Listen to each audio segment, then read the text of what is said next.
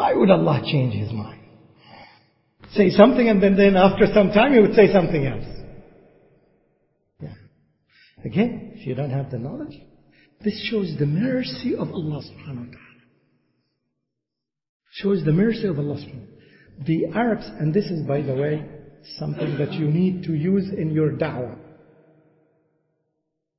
Allah subhanahu wa ta'ala knew that the Arabs were so addictive to wine.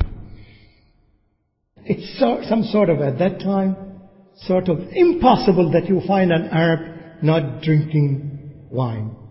Except Muhammad sallallahu alaihi wasallam and Abu Bakr. Among all the people at that time, these were the only two people known. Perhaps there were a few others, I don't know them. Two people who never tasted the wine. Almost everybody among the Arabs tasted wine. And you know, when you become addictive, it becomes into your genes.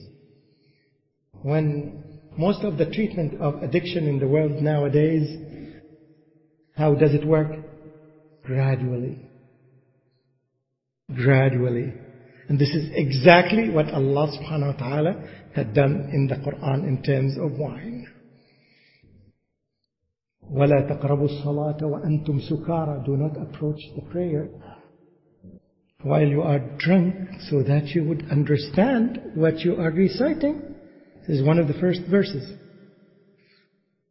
And by the way, when this verse came, Umar ibn al-Khattab radiallahu anhu, one of the greatest drunkards at that time, when he became a Muslim, he expected from this verse that wine will be haram later on.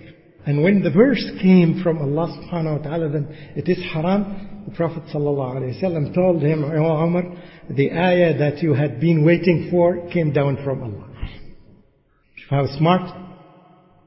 Yeah. How did it work in the brain of Umar ibn Khattab? If you are responsible for everything that you are doing, and you will be held accountable for these things, and Allah subhanahu wa ta'ala will question you. So the easy way is to drink wine.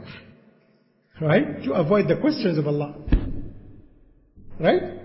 Because when you drink wine, your brain has gone. So the way to deal with this situation is drink wine. And this is one of the whys for some nations like the Christians. Yeah, 5 minutes, 10 minutes. Does that mean stop after 10 minutes? Okay, good. Jazakallah khair. So he said, if Allah is going to ask us about everything, definitely He will make wine haram. Because He cannot ask us about things when our brains has gone. So this is the understanding of Umar ibn Khattab radiallahu anhu. See how smart he was. And how smart Muslims are. And from these things that you can make analogy, this is how the scholars say, we make qiyas, analogy. If this is haram, so this is haram because it has the same effect.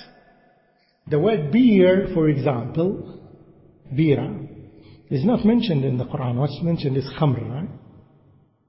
Right? The word beer is not there in the Quran. So someone would say that it is halal. And some people, to deceive you, they would write on the beer, right, beer without alcohol. If it's beer without alcohol, it's no longer beer, it's something else. It's water, it's juice, it's anything else. No. Once it has, and the golden rule is, you know, the golden rule of haram in wine is what?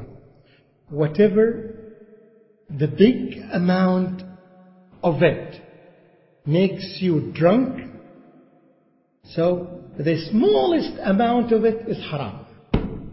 Oh, a golden rule. If a big amount of orange juice, for example, makes you drunk, so it becomes haram. The smallest amount of it becomes haram. You can apply it to anything. You don't need a scholar to explain to you. This rule, you take it and you know how to apply it, becomes haram. If a big amount of it makes you drunk, so the smallest amount of it is haram. A rule you can apply to anything in life. You know that dates, if you put it in some water and you leave it for a few days, you know what happens? Huh? It makes you drunk. I hope you don't try this. You can try it and smell it. Get some dates here and get some dates and put these dates in water and leave it for some time. After 5 or 6 days, you will find the smell is different. I'm sure that you love the smell, but anyway, yeah. Don't do it. Don't drink from here. Take from here. Yes. The Egyptians have something is called balah abrini. It's very, very hard date. Very hard. It's not smooth and yeah. And to make it easy to eat, they put it in some water. And sometimes you put it in the refrigerator and you forget about it. And after a few days, you will find that the smell is different. And when you try to taste it, you see that the taste is different. At that time, the Iraqi people are very known for making wine from the dates. Anything that has sugar, in general, you can make wine of it. This is not an invitation for you to make factories for wine. Right. Anyway, here the most important thing is that you know that the chronology of ayat, because some ayat abrogate or cancel the other ayat. Okay?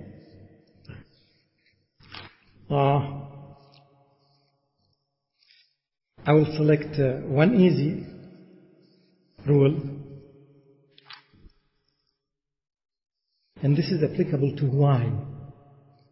Allah subhanahu wa ta'ala talks about those people who don't pay the zakah and heap it and keep it from paying the zakah to people.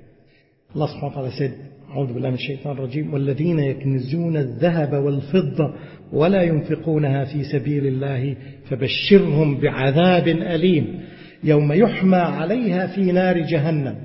Those who keeps their gold and silver and their money without spending it in the way of Allah subhanahu wa ta'ala, talking about the zakah.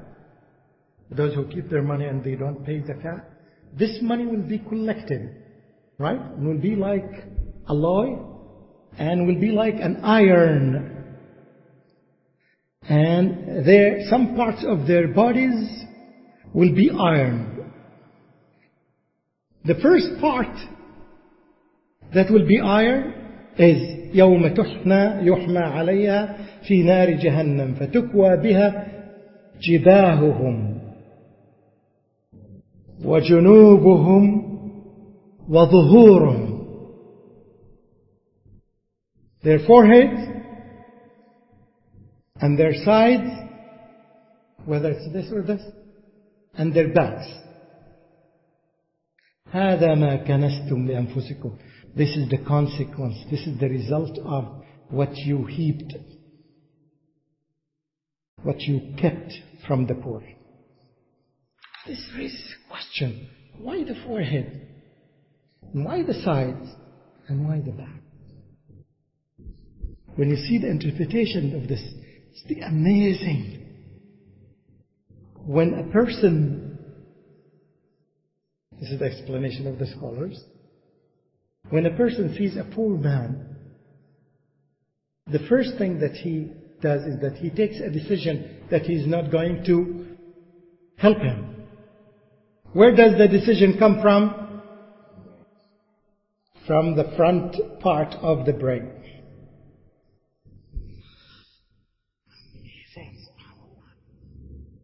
It's because this is the thing that made the decision. So it will be iron on the day of judgment. You took the decision from here. And then when you took the decision, what happened is that you give your side to the beggar. And that's why the side will be iron.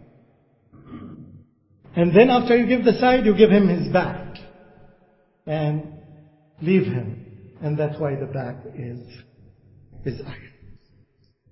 Allah. Subhanallah al-Azim.